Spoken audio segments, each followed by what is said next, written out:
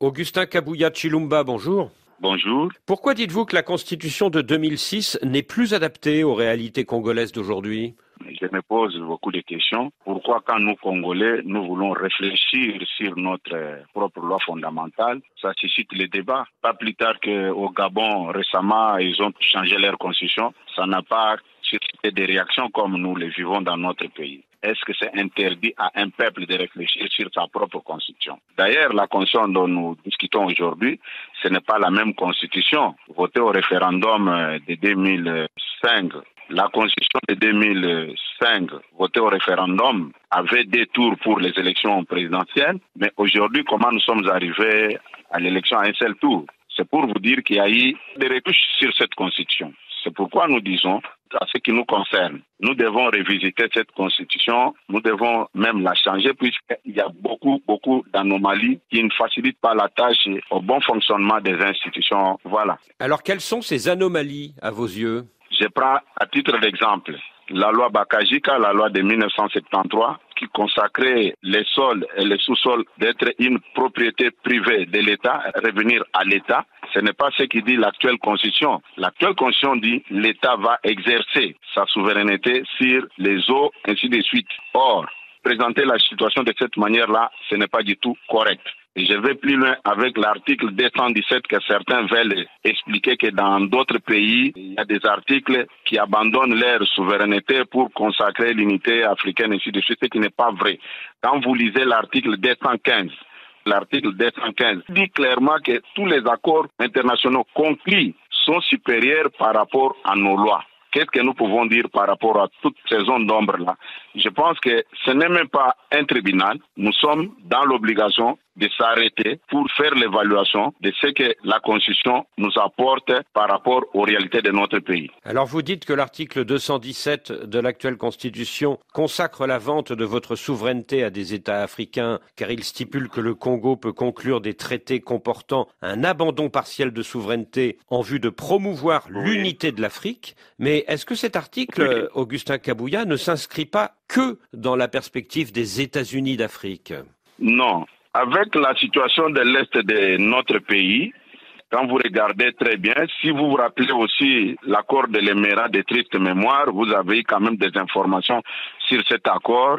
C'est l'intégration pure et simple de l'accord de l'Émirat dans notre constitution. Vu comment notre voisin, le Rwanda, est en train d'occuper injustement notre territoire, je ne vois pas l'importance de cet article, M. Babouvi. L'un des articles les plus en vue de la Constitution actuelle, c'est bien sûr l'article 220, qui dit que le président est élu pour 5 ans et qu'il ne peut faire que 2 mandats maximum. Est-ce que vous souhaitez une révision de cet article ou pas? Ce n'est pas à moi de décider. Quand vous lisez l'article 218, s'il y a un problème, c'est le peuple qui va nous départager. Nous ne sommes pas encore là. Ça, ce n'est que le procès d'intention que les opposants, entre guillemets, sont en train de prêter à son Excellence, Monsieur le Président de la République. Nulle part dans les interventions du Président de la République, il a fait allusion à la modification de l'article 220. Ces derniers mois, Monsieur le Secrétaire général, vous avez dit que le mandat faisait officiellement 5 ans, mais en réalité beaucoup moins, à cause des réalités politiques de votre pays.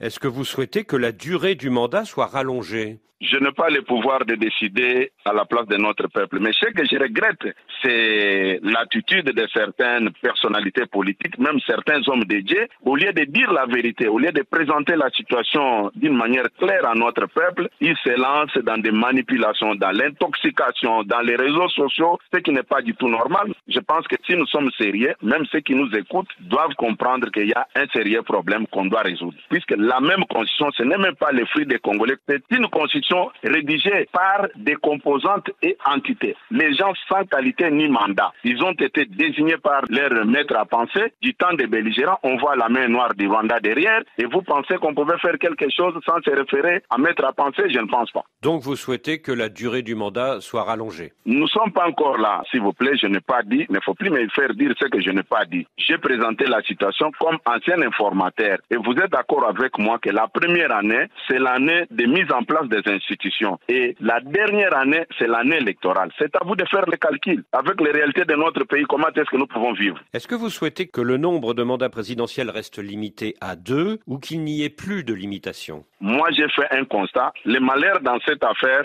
je suis secrétaire général des partis au pouvoir. Tout ce que je peux dire peut être interprété autrement. C'est pourquoi je reste dans ce que je fais. Je reste objectif dans ce que je dis. Je ne vais plus prendre la place des peuples congolais. C'est le peuple congolais qui a son destin entre ses mains. Voilà. Alors, pour réformer la loi fondamentale, il y a 2 options. Soit réviser la constitution actuelle, soit changer de constitution. Quelle est votre préférence? Non, moi je m'inscris dans la logique du chef de l'État exprimé devant le peuple congolais à Kisangani le 23 octobre. Il avait parlé de révision ou soit de changement. Alors justement, le 23 octobre à Kisangani, le président a annoncé qu'il allait désigner une commission nationale, je cite, au mois de janvier, oui. chargée d'élaborer une constitution adaptée à nos réalités congolaises. Est-ce que c'est pas le signe que vous allez changer de constitution? Nous ne sommes pas encore arrivés à ce stade, M. Boisbouvier. Ne cherchez pas à faire dire au chef de l'État ce qu'il n'a pas dit, ou bien prêter des intentions de ce qu'il n'a pas. Pour réformer la Constitution, il faut passer soit par un référendum, soit par un vote favorable des 3/5 du Parlement. Quelle est pour vous la meilleure option? Bon, moi, je préfère que le peuple règle cette affaire. Donc par référendum. C'est prévu par l'article 218 de notre Constitution. Alors depuis la semaine dernière, monsieur le secrétaire général, l'opposition se mobilise contre votre projet. Elle s'est regroupée dans les forces politiques et sociales contre la dictature et le changement de constitution. Et elle affirme que vous préparez un coup d'État constitutionnel. Qu'est-ce que vous répondez? Donc ça, c'est un procès d'intention. La démarche de l'opposition est purement démocratique et constitutionnelle. Nous sommes tout à fait d'accord avec leur démarche. Mais là où je ne partage pas leur point de vue, c'est quand ils utilisent les mensonges pour faire passer leur point de vue. Alors l'opposition précise que pour elle, votre principal objectif, c'est de permettre au président Tshisekedi de briguer un 3e mandat en 2028.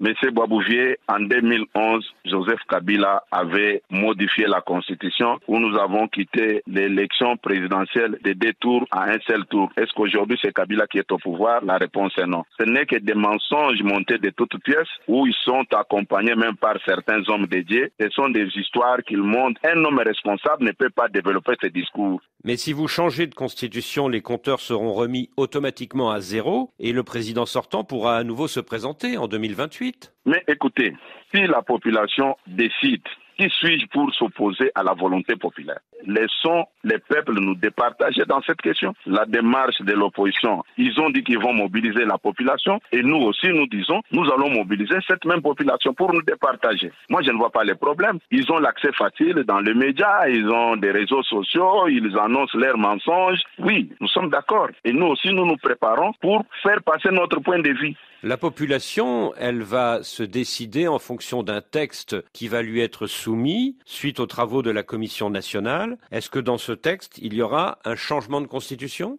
Mais la commission elle-même n'est pas encore mise en place, mais vous commencez à développer ce que la commission va reproduire, M. Boisbouvier. Vous ne voyez pas que nous sommes allés trop vite en besogne. Il faut laisser que le chef de l'État mette en place une équipe qui va s'occuper de la rédaction de la Constitution. Et c'est après cette étape que nous pouvons encore revenir. Vous pouvez encore m'étendre le micro pour que je puisse m'exprimer là-dessus. Oui, mais M.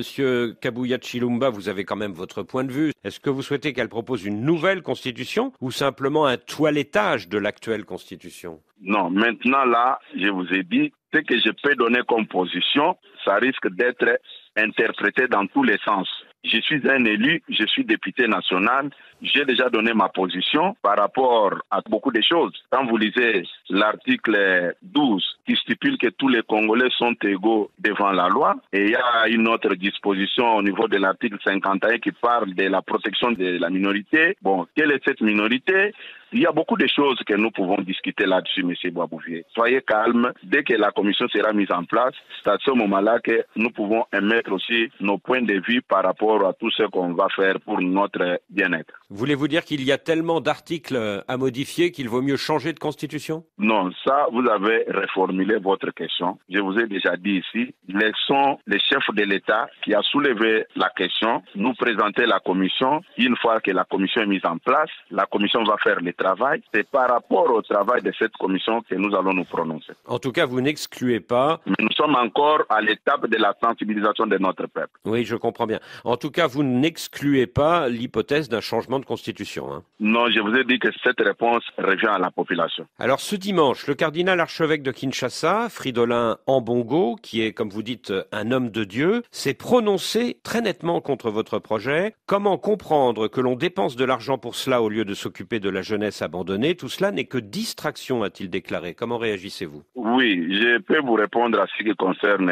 le cardinal Ambongo. Ses prises de position, ça ne me surprend pas. Mais il gère plusieurs écoles catholiques. Lui-même sait ce qu'il demandait aux parents d'élèves quand les parents payaient les frais scolaires de leurs enfants. Est-ce qu'il pensait à cette jeunesse ou bien il a dit seulement ça pour plaire à l'opinion? C'est quelqu'un qui n'est pas mieux placé pour parler de la jeunesse de notre pays. C'est pourquoi je vous ai dit que certains hommes de Dieu, leur position discrédite même les organisations qu'ils gèrent au stade actuel. Ce n'est pas pour la première fois. Tu peux me citer quel cardinal qui a déjà vu sillonner à travers les médias internationaux, vous les voyez, TV5, France 24, au lieu de prêcher la parole de Dieu, il parle que de la politique. Bon, je ne veux plus entrer sur ce terrain-là. Lui-même sait ce qu'il fait et pour qui il roule. Voilà. Quand Joseph Kabila était au pouvoir, c'est l'alliance entre la CENCO, c'est-à-dire la conférence des évêques congolais, et l'opposition, dans laquelle vous vous trouviez à l'époque, qui a empêché le président sortant Mais si vous parlez de ça, M. Boisbouvier, vous êtes en train de me surprendre. En 1990, Étienne Tshisekedi est élu Premier ministre à la conférence nationale souveraine. S'il y avait cette alliance dont vous faites allusion, la troisième voie était venue d'où? Comment est-ce que Étienne Tshisekedi n'avait pas exercé ses fonctions de Premier ministre? Je pense que la réalité est tout autre, M. Boisbouvier. Alors vous parlez de 1992, mais moi je vous parle des années 2016-2018. Oui, c'est pour vous dire qu'il n'y a jamais eu de mariage comme vous le pensez. Il y a eu en tout cas dans les années 2015-2018 une mobilisation à la fois de l'opposition dans laquelle vous étiez à l'époque, au nom de l'UDPS, et de la CENCO pour empêcher le président sortant de changer la Constitution. Est-ce que vous ne craignez pas que demain une nouvelle mobilisation ne vous mette des bâtons dans les roues? Monsieur Boisbouvier, rappelez-vous,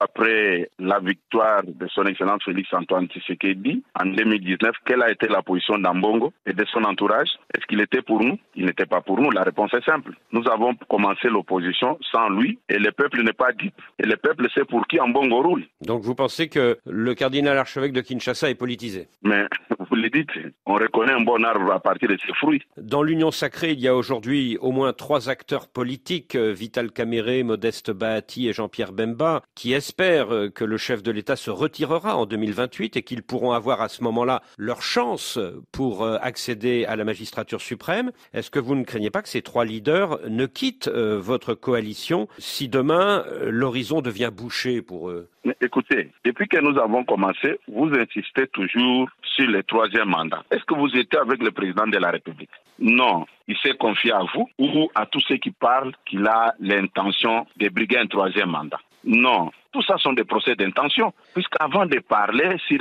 un sujet, il faut entrer en contact avec la personne concernée, qu'il vous dise si réellement il a ses intentions. Je fréquente le président de la République, il nous a jamais dit qu'il va briguer un 3e mandat. Mais pourquoi tous ces débats-là? Le débat est posé par le fait qu'un changement de constitution remettra automatiquement les compteurs à zéro et permettra au président actuel de se représenter. Ce n'est pas encore à l'ordre du jour, M. Boisbouvier. Et les gens se tranquillisent.